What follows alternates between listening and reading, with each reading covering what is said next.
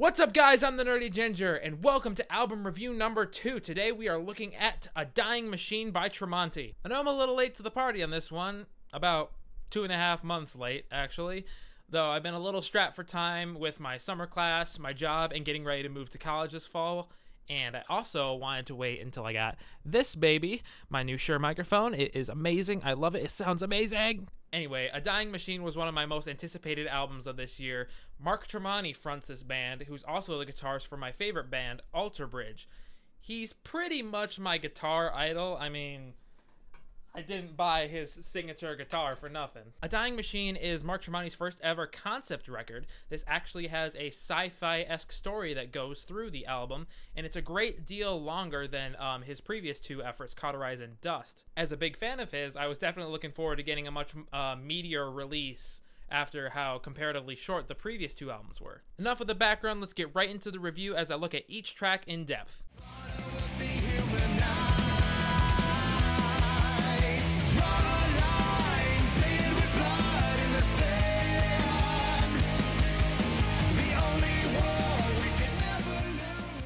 The album starts off with 3 heavy hitters back to back to back. Bringer of War opens the album with this marching snare drum that literally sounds like those old-timey drummer boys that would play as troops marched into the battle, hence the song title Bringer of War.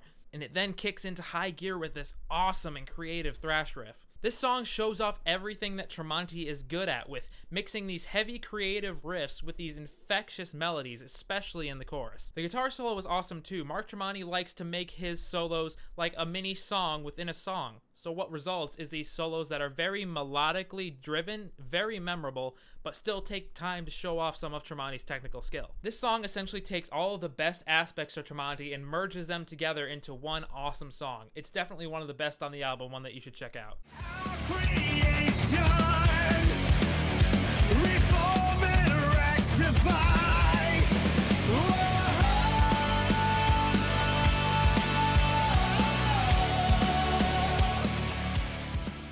Track 2, From the Sky, has by far the best intro on the album.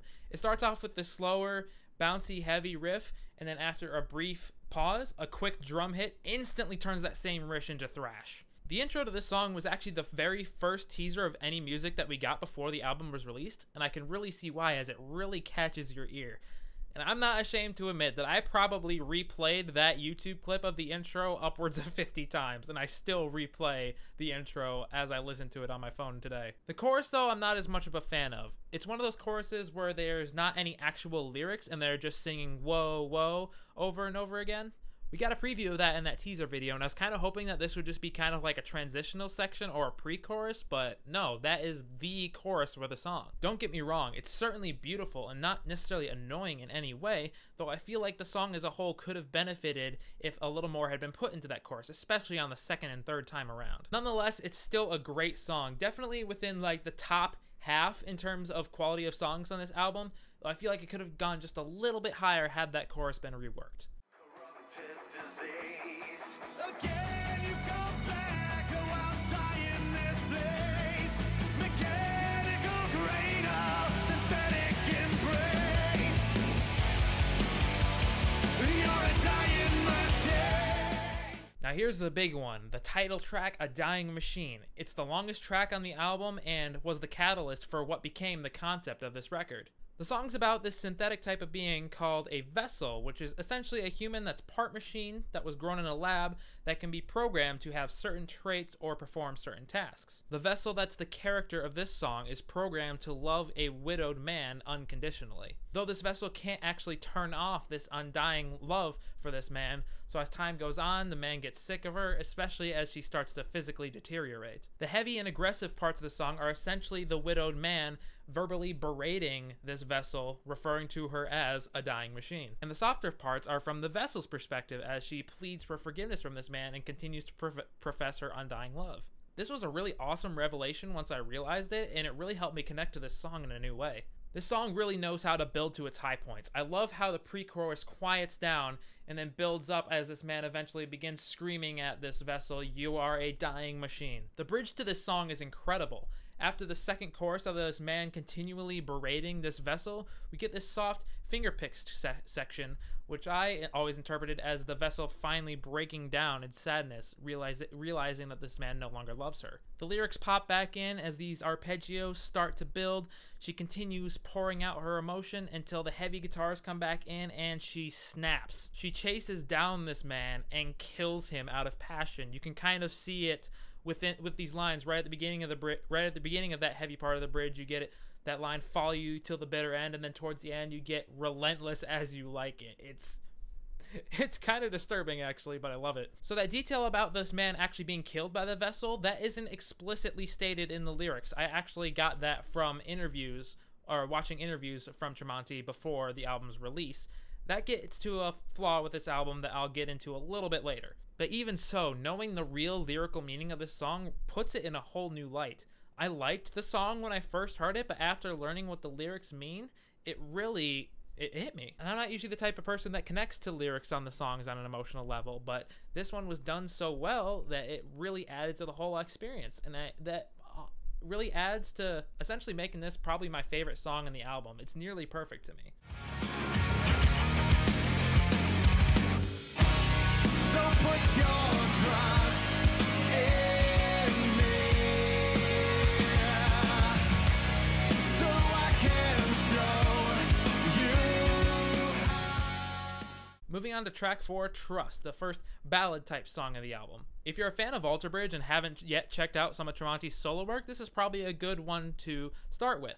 It's definitely the closest he comes on this album to like early One Day Remains, Blackbird style AB. It's a solid song too, with really catchy melodies. I love just that little guitar hook in the middle of the chorus after Tremonti says that line of "put your trust in me." However, in contrast to the last track where the concept was really clear, this is where the concept of the record starts to get a little bit muddy. The lyrics are very vague and don't really point to any specific characters or events. I know I previously said that I don't pay too much attention to lyrics in music, but on a concept record where it's supposed to be telling a coherent story, that's a flaw. Mark Tremonti mentioned that there were a few songs that were written before he had come up with the concept of this record that were kind of difficult to fit into this theme. I don't know if this song is one of them or not, but even then I wish a little bit more time was put into these words. It's still a really solid song though overall. It's still worth checking out.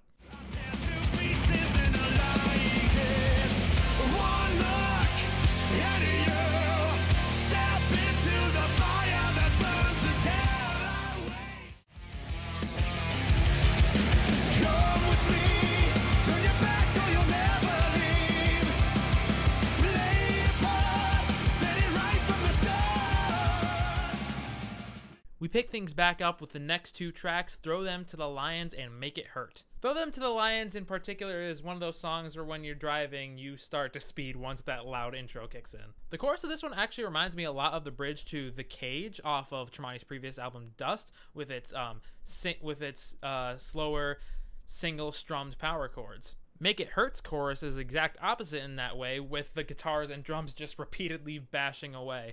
This one is really fun for me to sing along to while headbanging at the same time. Two more great bangers from Tremonti.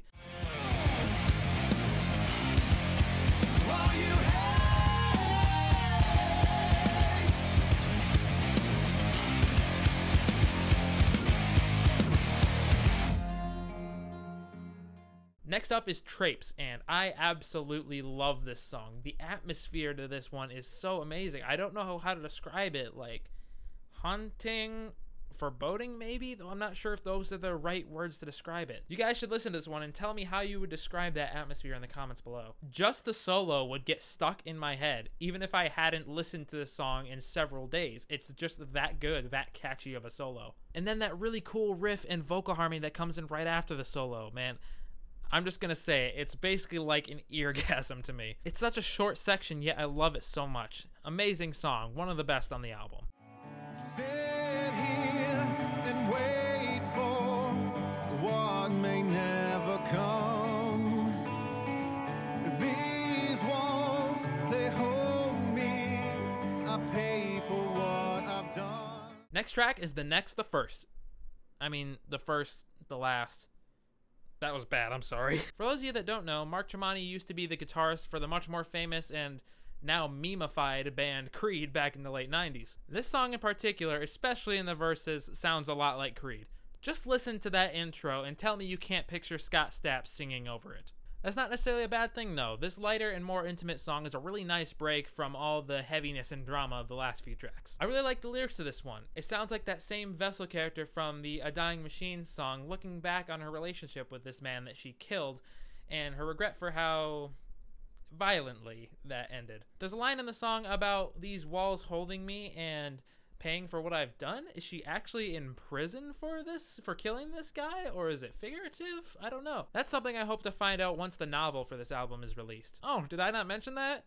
Mark Tremonti wrote an actual novel based on the story of this album that's currently getting printed to be released later this summer. Mark, if you're watching this, I think I totally deserve a free copy for this glowing review I'm giving you.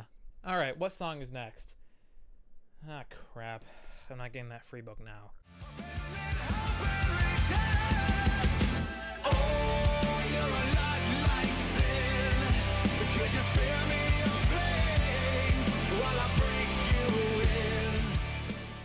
A Lot Like Sin just bores me, plain and simple.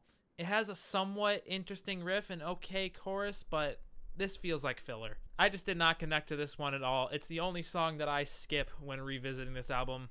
Not much else for me to say about it. Next.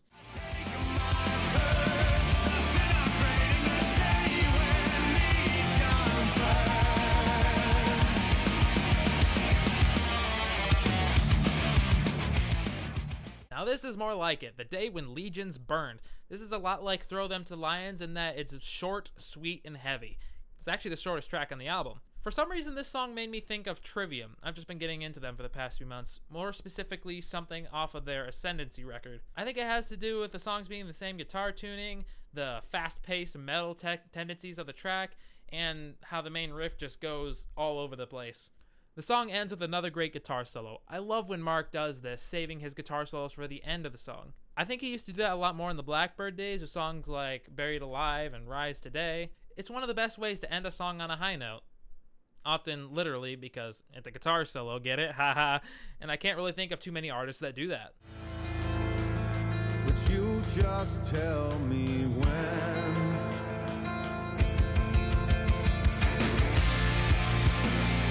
Take me on. As the Silence Becomes Me is another melodically driven track with some really nice lyrics about just wanting some company or just somebody to talk to after all the BS of this war that's going on in the album's story. I don't have a whole lot to say about this song. It's certainly good. I don't want to skip it like I do for A Lot Like Sin, but there aren't too many aspects that I really love or really dislike about this song. It's good, but not great.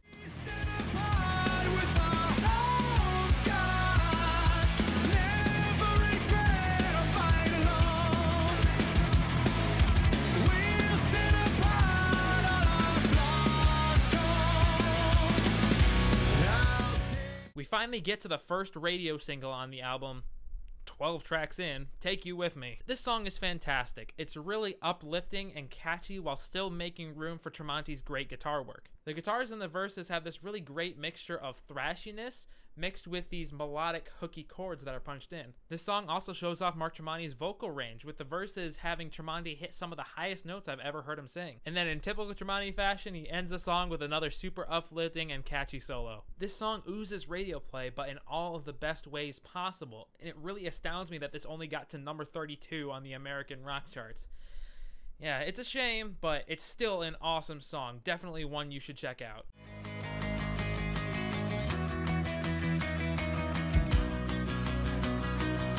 Can we start again?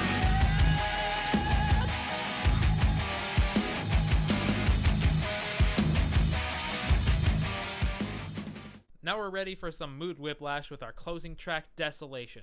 Well, it's not really the last track, but we'll get to that. Take You With Me and Desolation are pretty much polar opposites.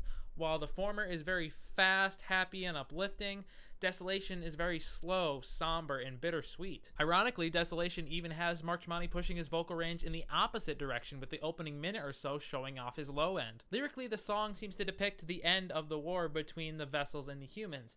Everything seems somewhat peaceful, but pretty much the world is destroyed. desolated, if you will. The bridge to the song is especially incredible. These clean guitars build up as Tremonti eventually belts "Can We Start Again," and this apocalyptic sounding riff and epic solo paint this beautiful picture. And then the end of the song has Mark Tremonti harmonizing with guitarist Eric Friedman, and it's just another one of those truly ear candy moments. This song is just awesome.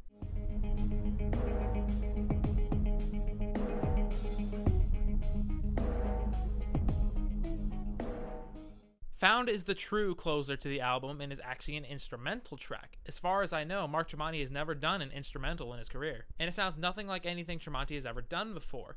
It's quiet throughout, scored mostly with these light finger-picked guitars, ethereal electronic drum machines, and environmental sound effects. After the depressing nature of Desolation, Found brings this mood of relaxation and acceptance, which really fits with the song title. This was a really pleasant surprise at the end of a long album, a perfect way to end things. So there it is, all 14 tracks of this behemoth of a record. My final rating for this album is going to be somewhere between a strong 8.5 and a light 9 out of 10.